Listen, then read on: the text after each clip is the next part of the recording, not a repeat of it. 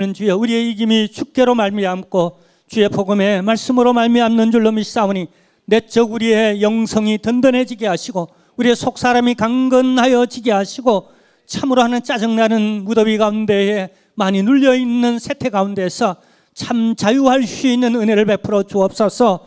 염려와 하나님이여 우리를 누르는 죄의 짐과 또 여러 가지 불안과 또 여러 가지 하나님이여 환경에 눌려있는 데서 참 자유함을 누릴 수 있는 저희들 되도록 오늘 은혜 베풀어 주소서.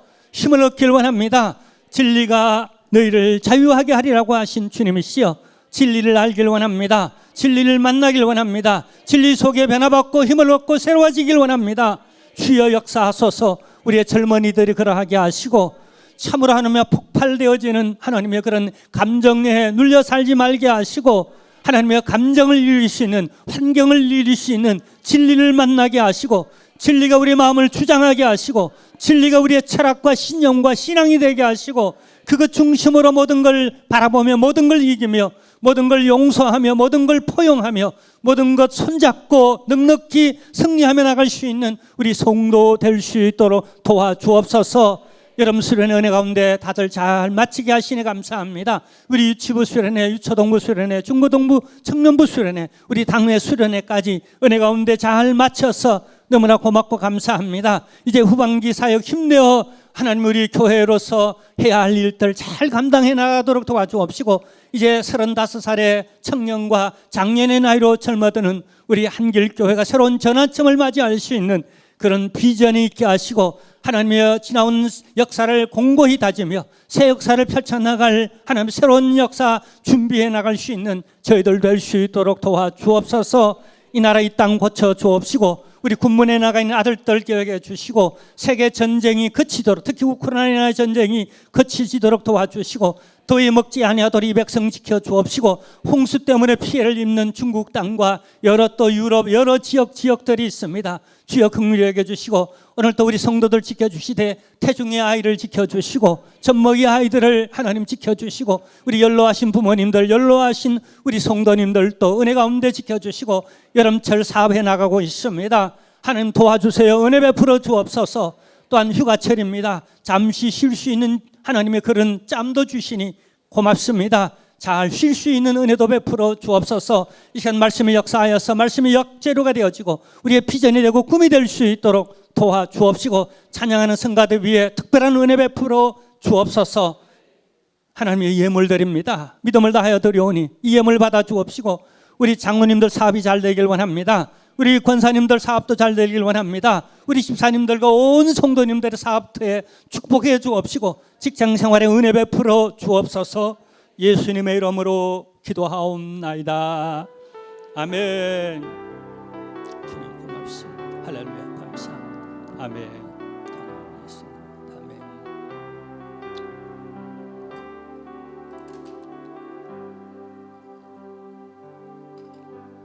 우리 하나님께 예물을 봉헌하는 순서를 갖겠습니다.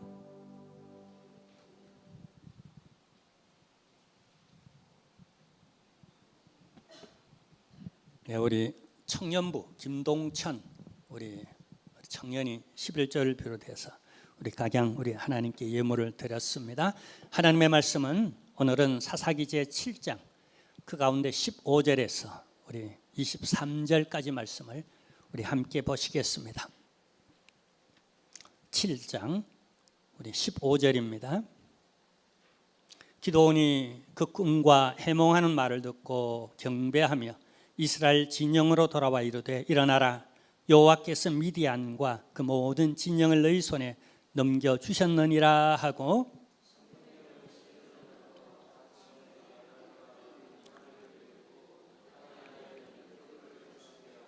그들에게 이르되 너희는 나만 보고 내가 하는 대로 하되 내가 그 진영 근처에 이르러서 내가 하는 대로 너희도 그리하여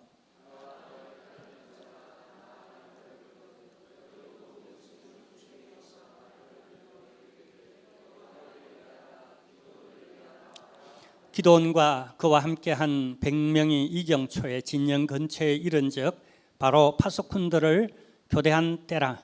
그들이 나팔을 불며 손에 가졌던 항아리를 부수니라.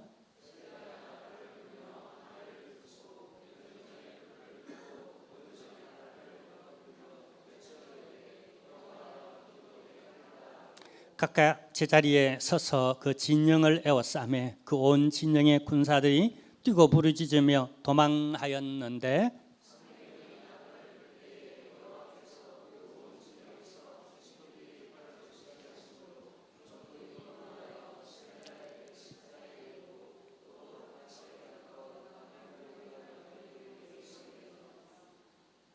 이스라엘 사람들은 납달리와 아셀과 온 므낫세에서부터 부름을 받고 미디안을 추격하였더라.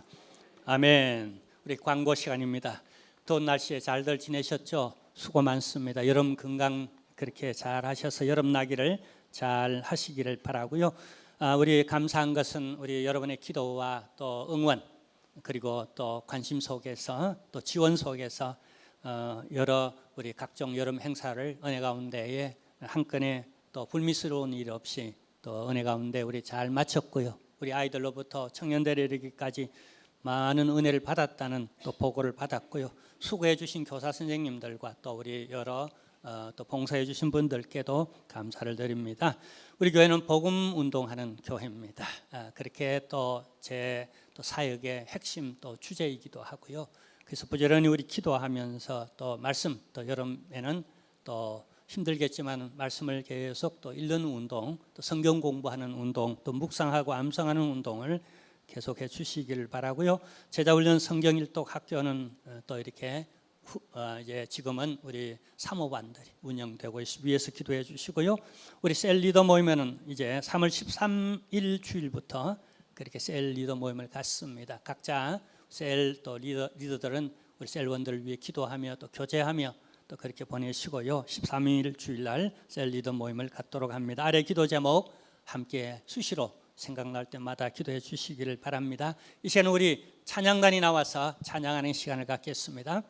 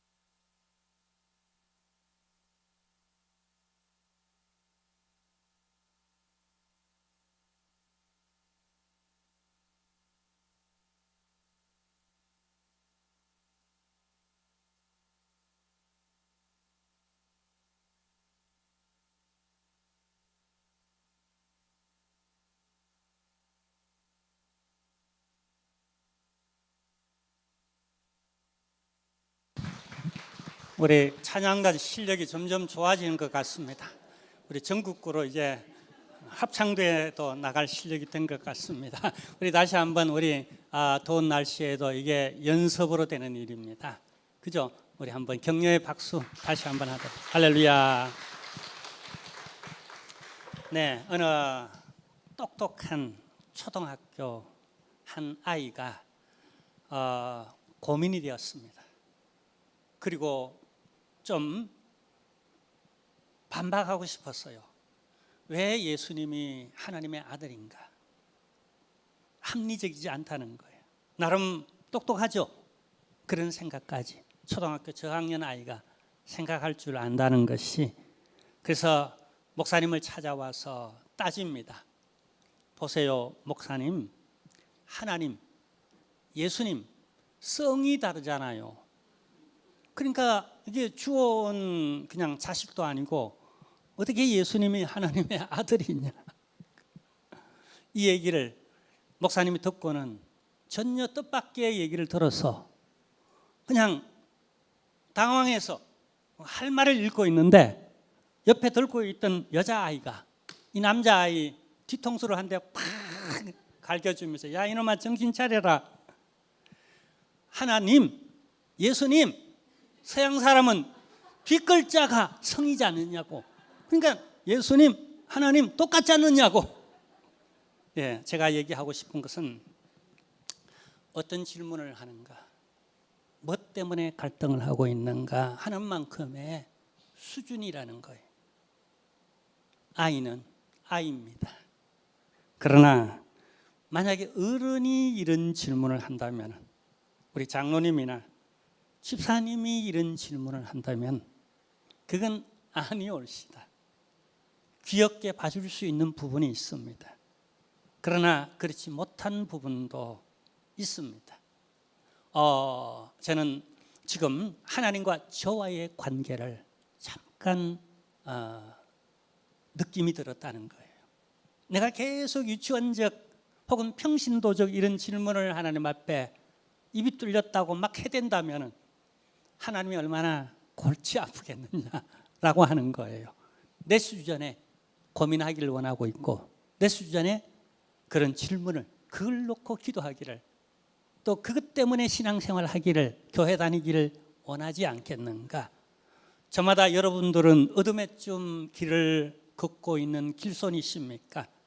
저기 초입 단계에서부터 시작해가지고 보다 깊은 단계까지 걸어가는 아마 저마다 아주 다양할 것입니다.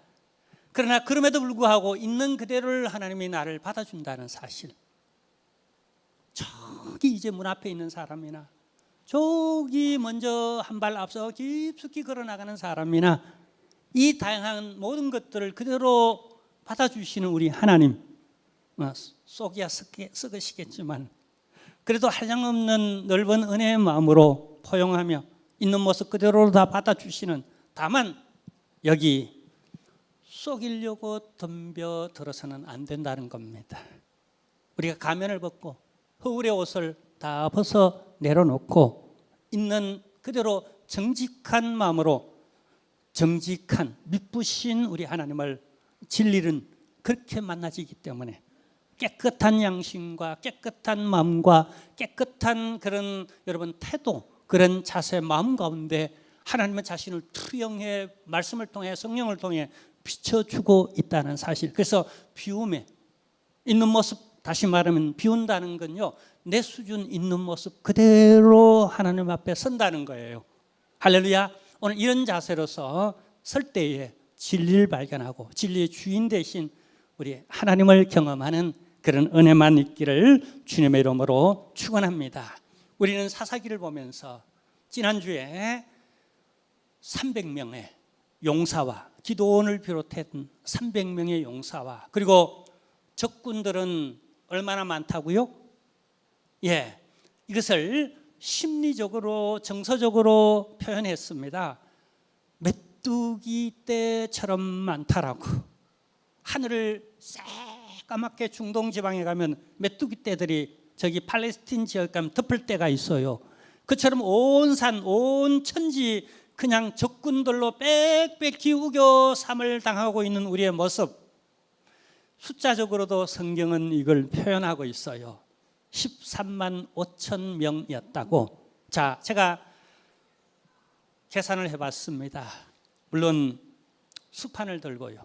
그러니까 계산기를 들고 숫자를 두들겨 보니까 300명 대 13만 5천 명이 몇 대 1일 것 같아요? 딱 450대 1. 일당 100도 넘친다고, 중과부적이라고 우린 지레 겁먹고 포기할 수 있는데, 근데 하나님은 싸우라 그럽니다. 몇 대 1로요? 400대 1로. 여러분, 아무리 우리 가운데에 그냥 불세출에 장사가 있다 손 치더라도 적어도 400대 1은 게임하려 덤벼들지 않을 겁니다. 미리 싸움을 하든 사업을 하든 계산을 해볼 것 아니겠습니까? 이건 안 되는 일이에요. 근데 하나님은 싸우라, 그런 조건을 하나님이 일부러 만들어요. 다 보내고 하나님이 세팅해 놓기를, 너희의 싸움은 400대 1이다. 이 말도 안 되는 일이에요. 어쩌면 우리 기독교적으로, 우리 의적으로, 우리는 복음적으로 온 세계 물이 바다를 덮은 것 같이 하나님의 말씀을 인정하도록 만들어가고 세계를 복음화시키라. 딱 12명입니다. 환경 전혀 도움이 되지 않습니다. 복음을 더 열심히 전하고 더 세게 전할수록 반대급부는 훨씬 더 크게, 목숨이 위태로운, 가만히 숨어 혼자 믿으면 참 좋겠는데 이게 그냥 빛이라 그러네요. 드러내라고 하네요. 또 이치상은, 세상은 어둡기 때문에 진리를 도저히 분간해내거나 발견하고 가치를 인정해 주지 않기 때문에 우리가 빛을 확 비추어서 그 빛을 반사하고 받아서 빛 대신 주님의 성령의 조명을 받아 그 빛을 삶과 행실 속에서 그 복음에 걸어다니는 사람들로서 확 이렇게 비춰낼 때에 그들은 어둠 속에 한 줄기 빛을 보고 그래도 교회가 희망이 있구나, 복음이 희망이 있구나, 하나님께 희망이 있구나라고 비침을 받는 거예요. 근데 그러자니 초가 녹아내려야 되는 거예요. 내 마음이 녹아내려야 돼. 내 자존심이, 내 여러 가지 비전과 때로는 꿈과 내 행복까지도 다 내려놓아야 하는, 자기를 불태워야 하는 이런 희생, 십자가. 세상은 이 가치를 인정하려 하지 않습니다.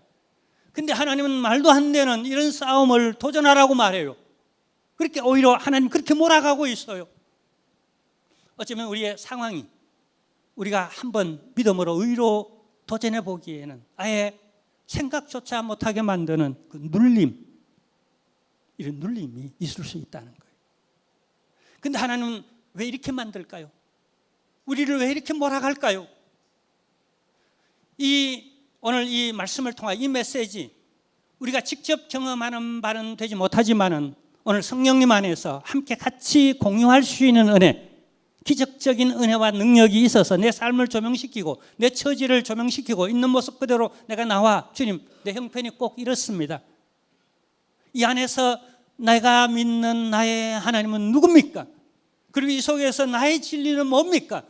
내가 이걸 꽉 붙잡고 이걸 고집하고 이대로 쫙 처지일관을 밀고 나갈 그 무엇은 무엇입니까? 라고 우리 보다 좀 형이 상학적인, 좀 대학생적인 그런 오늘은 질문하면서 또 그 답을 얻어갈 수 있는 그런 기회가 되기만을 주님의 이름으로 축원합니다. 할렐루야. 자, 근데요, 오늘 본문에 다 시간 관계상 읽지 못했지만 전반부가 있어요. 배경이 있습니다. 그 배경은 이렇습니다.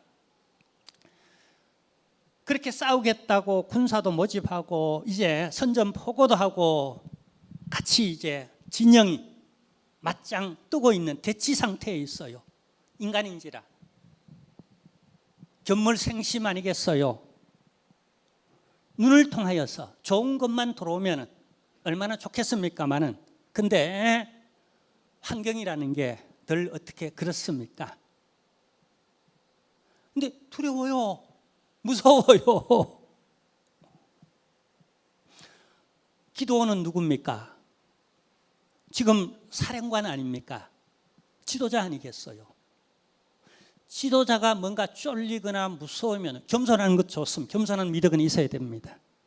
그러나 늘 지휘관이기 때문에 리드해 나가야 하기 때문에 믿음을 보여야 하고, 얕은 큰 소리 뻥뻥 치고 또 담대해 보여야 되고, 용단 결단력도 있어야 되고, 카리스마적 리더십도 어떤 때는 필요하고 딱 이렇게 보여줘야 합니다.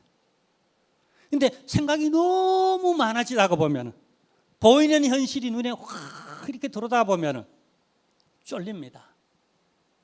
지도자도 인간이에요. 기도원도 용사라 그러지만은 사람입니다. 그의 지금 이 상황 가운데 그의 감정, 정서적으로 그를 지배하고 있는 속마음은 한마디로 말하면, 한 단어로 표현하면 두려움이에요. 두려움. 자, 그래서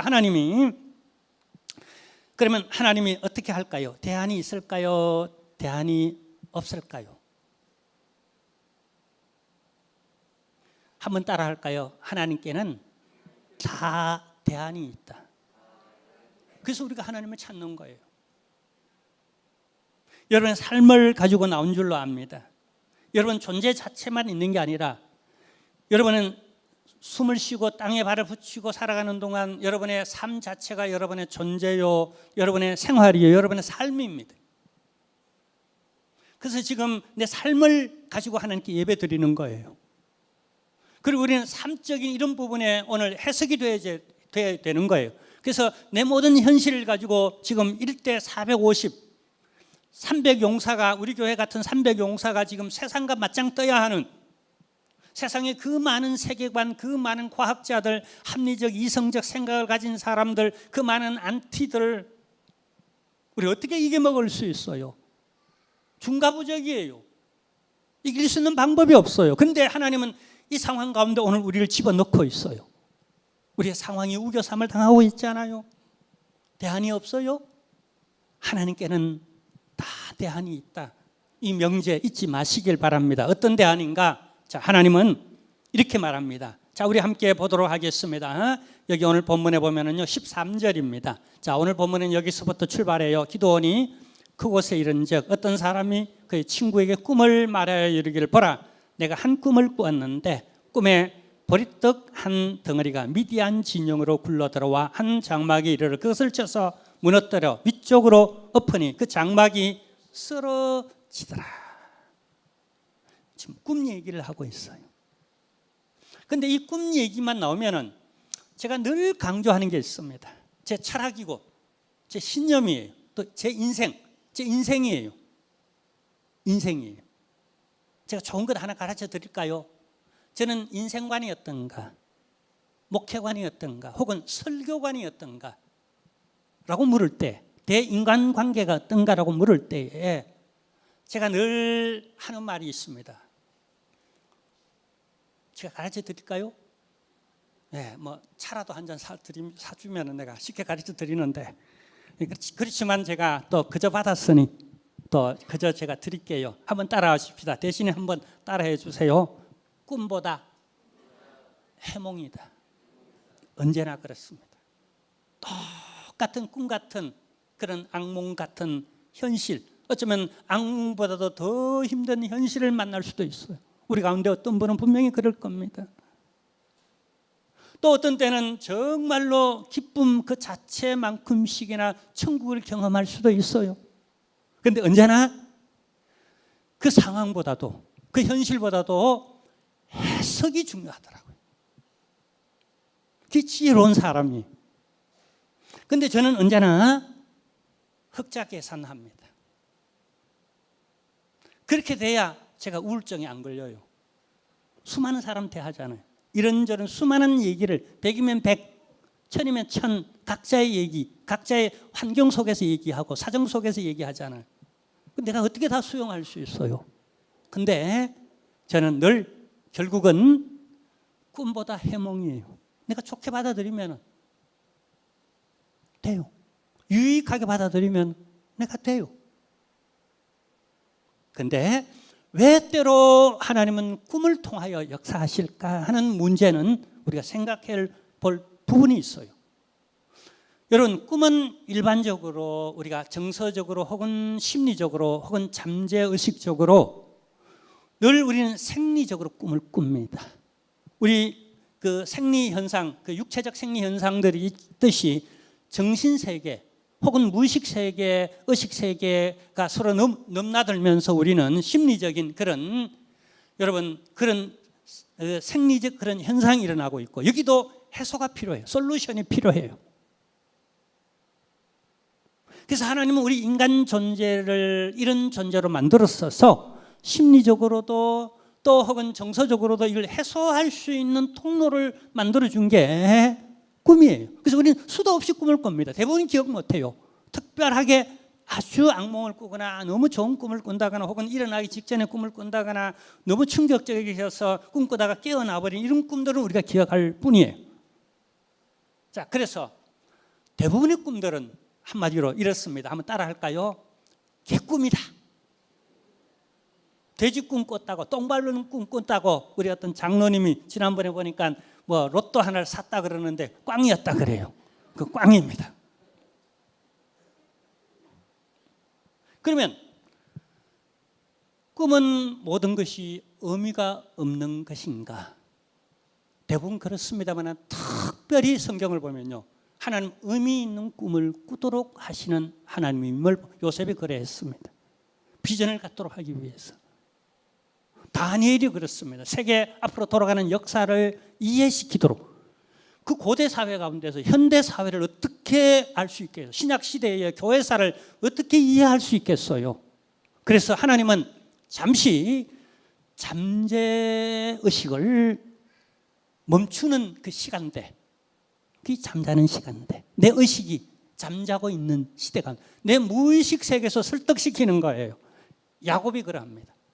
야곱은 장자의 명분이라도 얻고 싶은 욕심과 욕심으로 때로는 그게 비전이 되고 욕심이 되고 과도할 정도로 수단 방법을 가리지 않는 이런 데까지 이르는 자기로 가득 차 있는 이런 상태에서 잠자게 만들어요. 고라떨어지게, 그것도 광야에서 외롭게 돌베개에 그냥 베고 그냥 아주 그냥 깊은 밤, 깊은 꿈속으로 들어가도록 만들어요. 그 가운데 하나님은 하늘에서 사닥다리를 내려 천사가 그와 함께 교감하고 있다는, 아무도 없어요. 나는 지금 쫓겨 외로워요. 너무 심리적으로도 내가 어디로 가야 할지 방황하고 있어요. 아니, 이런 때 어떻게 하나님을 느낄 수 있겠어요? 하나님은 나와 함께 한다는 것을 내가 어떻게 이해하고 내가 어떻게 경험할 수 있겠어요? 의식세계로는, 환경적으로는 도저히 불가능한 일이에요. 이때 하나님은 깊은 잠 속에서 그를 다루십니다. 봐, 내가 지금 너와 함께 하고 있지 않은가? 네가 믿어야 할 사람은 나이지 않는가? 너 너무 외로워하지 마. 너 지금 모든 걸 잃어버리고 쫓기는 상태로 도망자의 그런 길손이지만은 봐, 네게는 내가 있지 않는가? 그렇게 하나님이 확신을 줄 수 있는 유일한 방법은 꿈밖에 없었다는 거예요. 그 방법, 무의식 세계 속에 그를 붙잡을 수 있는 그런 방법밖에 없을 때는 하나님은 그렇게 해요. 다니엘도 그래. 세계사를 보여주는, 앞으로 종말의 시대까지 쭉 수천 년 앞날의 일을 보여주는데 우리가 어떻게 그렇게 오늘날 우리가 한 치 앞도 모르잖아요. 세상이 얼마나 빠르게 변하는지 우리가 내일이 어떻게 될지 모르잖아요. 그때 하나님은 내일을 어떻게 해요? 선지자를 통하여서 예언해 주기 위해서 그냥 때로는 환상, 또 때로는 꿈속에서 펼쳐 보입니다. 그림으로, 또 말로는 다 이해 안 되기 때문에 어떻게 그걸 그런 앞으로 나올 신단, 컴퓨터, 다니엘이 알았겠어요? 핸드폰, 여러분이 좋아하는 핸드폰, 그러면 그런 또 핸드폰 안에 있는 여러분 트롯을 어떻게 알겠어요? 그 안에 있는 여러 가지 여러분의 음악들, 그림들, 유튜브 등등 내용들 그림으로 쑥 이렇게 보여주는, 해석이 다 안 되는 겁니다. 당시로는 해석이 안 돼요. 그래서 수천 년이 흘러 오늘날 시대에서야 드디어 해석되는 내용, 그 예언의 내용도 이것이었구나라고 해석되기도 하고. 자, 다시 말하면 기도는 지도자인데 하나님께 순종하여서 전쟁을 치러야 하겠다는 마음도 있지만은, 그러나 어쩔 수 없이 그의 눈에 보이는, 또 빽빽하게 우겨 벌떼처럼 그 구름 메뚜기처럼 그렇게 우겨 쌓여 있는 내 환경이 내 눈에 들어온다는 거예요. 그러니까 두려움의 감정이 지배하는 거죠. 이때는 어떻게 해야 됩니까? 하나님께는 대안이 있어요. 꿈을 꾸게 합니다. 누구를 꿈꾸게 해요? 하나님대로 나로 하여금 꿈을 꾸게 하지만은 근데 내가 잠이 와야 말이지. 전쟁을 앞두고 그냥 긴장이 되어서 잠이 안 오는데 깊은 잠을 못 자고 가면적 잠, 그런 꿈을 꿀 수가 없어. 아예 그냥 여러분 잠재의식도요. 내가 어떻게 너무 그 부분에 대해서 불안해하다가 보면 내가 꿈을 꾸면 악몽을 꿀 거예요. 지는 꿈을 꿀 수밖에 없을 거예요. 근데 그를 다루지 않고 이때 하나님은 적군이 지는 꿈을 꾸도록, 적군으로 하여금 적군이 꿈을 꾸도록 만들게 하고 그 타이밍에 하나님은 그 해석을 가서 듣도록 만듭니다. 그게 오늘 본문의 내용이에요. 자, 여기 보리떡 한 덩이가 어떻게 했다고요? 우리 미디안 지역으로 들어와서 우리가 박살나더라. 우리끼리 해석하면 그렇습니다. 야, 큰일 났다. 야, 나 이 해석이 안 된다. 저들은 300명밖에 안 되는데 우리는 지금 막 메뚜기 떼처럼 이렇게 많은데 우리가 어떻게 지겠어? 아, 근데 꿈도 희한하지. 꿈은 반대인가? 아, 왜 우리가 지지? 질 리가 없는데. 야, 이게 꿈이 이상하다. 근데 여러분, 해석은 또 누가 합니까? 이 꿈보다 해석이 늘 중요해요. 해석은 누가 해줘요? 옆에 있는 또 친구가 해석하면 적군끼리 꿈을 꾸고 적군끼리 해석을 하는데, 근데 그 얘기는 누가 듣죠? 여기 기드온이 신뢰할 만한 장군 하나를 데려갑니다. 이 사람이면 내가 믿을 만한, 이 사람이라면 자기 목숨 걸고 나를 보호해주고, 이 사람이라면 어떤 상황 가운데서 내 편이 되어서 사람들 앞에 증언해줄, 이 두려운 마음은 지도자도 두려운데, 근데 백성들 300용사들이 인간인데 그들은 여러분 로봇가 아니에요. 무인격자가 아니에요. 다들 목숨 아까워요. 몇 푼의 돈도 아까운데 목숨이 왜 안 아까워요? 처자식이 왜 안 아까워요? 내 미래가 왜 안 아까워요? 그걸 걸고 지금 도박을 해야 하는데 왜 두려움이 없겠어요? 그러니까 믿을 만한 사람 하나가 중요해요. 하나님 그걸 허용해요. 너 주변에 네가 믿을 만한 사람 한 사람 네가 데려가 들어라. 그리고 이 사람 나중에 증인이 되어줍니다. 야, 하나님이 이렇게 내게 말씀해서 내가 가니까 그들은 저런 꿈을 꿨다 그러더라. 내가 들었다라는 걸 나만 얘기하면 지도자라고 다 믿어줍니까? 안 믿어줘요. 근데 옆에 또 하나 증인이 있어요. 두 사람이면 되는 거예요. 두 사람이 얘기하면 그 꿈 얘기, 호황한 꿈 얘기지만 그냥 개꿈이라고 말하지 않고 하나님이 그렇게 해서 우리가 그렇게 갔다. 그 타이밍에 그들이 그렇게 얘기하더라. 그리고 그건 우리는 하나님의 음성으로 들었다. 때로 세상에 우리의 대적같이 나를 미워하는 사람이 하는 소리도 때로는 하나님의 소리가 있을 수 있다는 거예요. 우리는 그런 열린 마음, 이 마음이 굉장히 중요해요. 대부분 헛소리예요. 그렇지만 꿈도 어떤 때는 의미 있는 꿈이 있고 세상이 우리에게 말하는 언어도 때로는 우리가 조용히 들어볼 만한 그런 열린 마음이 중요하다는 거예요. 왜냐하면 하나님이 그걸 통해서도 내게 메시지를 줄 수 있으니까. 왜냐하면 내가 내 고집에, 내 아집, 내 생각의 틀에 너무 고정화되어져서 고초화되어져 사로잡혀 있을 때에 하나님이 그런 방법을 통해서도 나를 일깨워줄 수 있는, 그래서 늘 우리는 해몽이 중요해요. 해석이 중요해요. 그리고 보다 열린 마음으로 또 들어줄 수 있는 이런 마음도 어려운 일이지만, 결코 쉬운 일이 아니지만 또 그렇게 한번 또 이렇게 흑자 계산을 한번 해볼 필요도 있다는 사실 기억해 주고요. 자, 보세요. 친구가 어떻게 해석해 주는지 14절 통해서 하나님이 우리에게 하나님의 해석이 들려지는, 자, 여기 기도는 누구가 아니고 바로 저라고 생각하고 있고, 또 우리 각자 저마다 기도원이라고 생각해 봐요. 가서 이제 가정을 리드해 나가야 되고, 나름 우리가 빛과 소금은 그 안에 속성이 리더적, 진리를 비추는 리더적 영향력을 내포하고 있어요. 그럼 우리가 먼저 체험해야 되잖아요. 확신을 못 가지니까, 두려우니까. 환경이 있어, 내 사정이 있으니까. 근데 하나님이 세상을 통해서 우리 믿는 사람이 무엇이고, 여러분 세상은 악착같이 우리를 반대하고 큰소리 팍팍 치고 비판하고 판단하고 그러지만은 사실 우리가 세상을 두려워하는 것보다도 세상이 우리를 더 두려워해요. 무슨 말인지 아시죠? 자, 한번 해석을 보세요. 14절입니다. 그의 친구가 대답하여 이르되 이는 다른 것이 아니라 이스라엘 사람 요아스의 아들 기드온의 칼이라. 하나님이 미디안과 그 모든 진영을 그의 손에 넘겨 주셨느니라 하더라. 이 얘기를 기드온이 했으면 얼마나 좋겠습니까? 이 얘기를 300용사 가운데 한 명이 했으면 얼마나 좋겠습니까? 하나님이 그토록 함께 해주신다는 그냥 솜털에 이슬이 맺히고, 또 한 번은 이제 솜털에만 그냥 말랑말랑 그냥 마냥 뽀송뽀송하고 다른 데만 이슬이 맺히도록 하나님이 불러 나타나 가지고 또 뭐 그렇게 또 역사하기도 하고, 또 말씀으로 야, 네 손에 다 붙여줬다, 네가 승리할 거라고 아무리 얘기해줘도 네가 두려운 걸 어떡합니까? 왜냐하면 눈에 보이는 게 나를 두렵게 하고 있으니까, 내 처지가 너무 미력하니까, 업수이 사니까 얼마나 두렵겠어요. 그래서 화가 나는 거예요. 힘이 드는 거예요. 자, 그래서 우리는 복음을 들어야 돼요. 하나님의 음성을 우리는 믿어야 돼요. 그 믿음이 때로는 정상적인 이제 말씀을 통하여 들려졌으면 좋겠지만, 이게 안 되니까 때로는 무의식 세계 속에서 하나님이 작업하기도 하시고, 또 때로는 적군의 입을 통하여서도 하나님이 역사해 주시기도 하시고, 그러니까 이 승리는 하나님의 승리입니다. 그야말로 이 전쟁의 마지막 결과가 뭐냐면 요한니시예요. 내가 승리한 게 아니에요. 이 승리는 하나님의 전쟁이었어요. 전쟁은 하나님이 하시는 거예요. 다만 신인 동력으로 하나님의 사람과 더불어 함께 역사하고자 하는, 더불어, 왜냐하면 하나님이 혼자 다 역사해버리면 인간이 할 일이 없지 않습니까?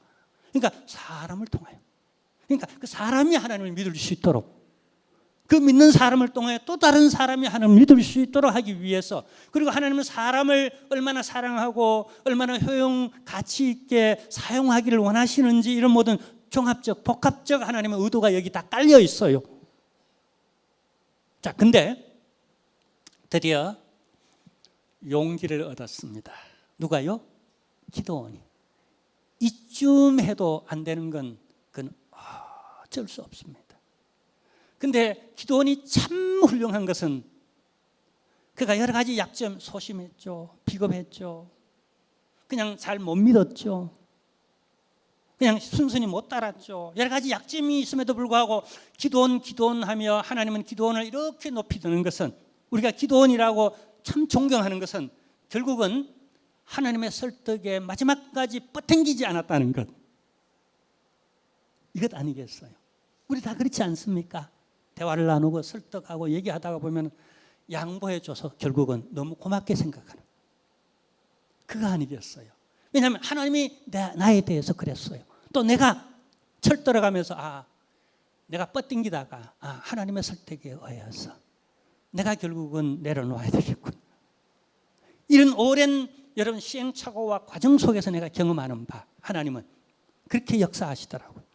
자, 그래서 이제 기도원이 훌륭했던 것은 이렇게 하나님의 설득을 당해줬다는 것, 결국은. 그리고 이제 믿음으로 전쟁을 치른다는 것, 여기 뛰어들었다는 것. 근데 기도원의 방법이 이 300용사가 그리고 이스라엘 민족이 받아들이기에는 너무 기도원의 방법이 형편이 없어요. 전쟁이 막 붙는데, 그러면 숫자가 적으면 뭘로 해야 됩니까? 무기로 해야 되잖아요. 요즘 전쟁은 무기로 합니다. 옛날 전쟁도 그래요. 저들은 뭘 들었어요? 칼과 총과, 총은 아니면 죄송합니다. 칼과 창과 그 다음에 마차, 그걸 들었어요. 근데 이쪽 300용사는 미사일을 들어야 안 되겠습니까? 이 정도면 400대 1이면 적어도 총을 들어야 안 되겠습니까? 소총이라도 조총이라도 들어야 안 되겠습니까? 근데 뭘 들었어요? 생각해 보세요. 횃불, 나팔, 항아리. 세 가지 중에 여러분 하나 질문하겠는데 뭐가 가장 공격적인 무기인 것 같아요? 제가 연구해 보니까 나팔 아니더라고요. 빰빠라빰빰빰, 이거 가지고는 공격 무기가 안 되겠더라고요. 그냥 사기 진장시키기 위하여서 그냥 보조식품, 그 밥이 아니잖아요. 빰빠라빰빰빰, 이거지. 그 다음에 또 횃불.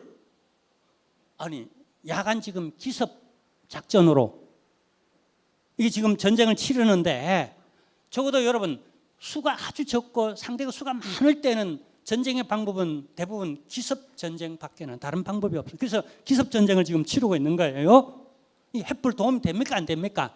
있는 횃불도 감춰야 되겠는데 그놈 들고 나가래요. 이 공격 무기가 안 되고 이 방해거리가 자칫될 수도 있고, 그다음에 기습 전쟁 하는데 이 빰빠라빰빰빰 하는 것도 사실은 이게 시끄러운 건 이게 또 도리어 방해거리가 될 수도 있어요. 근데 유일한 공격거리라도 그래도 될 만한 게 뭐죠? 이놈의 항아리입니다. 항아리. 사실은 여러분, 제가 예전에 한번 몇 년 전에 이 설교를 한번 한 적이 있는데, 이 설교를 하면서 참 고민이 돼요. 갈등이 되고 고민이 되어서 이게 해소가 안 되는 거예요. 그래서 항아리를 하나 사가지고 이 따만한 항아리를 하나 사가지고 그냥 전쟁에 들고 나갈 만한 항아리, 너무 큰 항아리도 아니고 또 너무 작은 걸 그 횃불을 어떻게 다 감추겠어요. 그 안에 횃불을 감추라 그랬는데, 적당한 이거만한 항아리를 그냥 몇만 원 주고 항아리를 샀어요. 항아리도 요즘 비싸더라고요.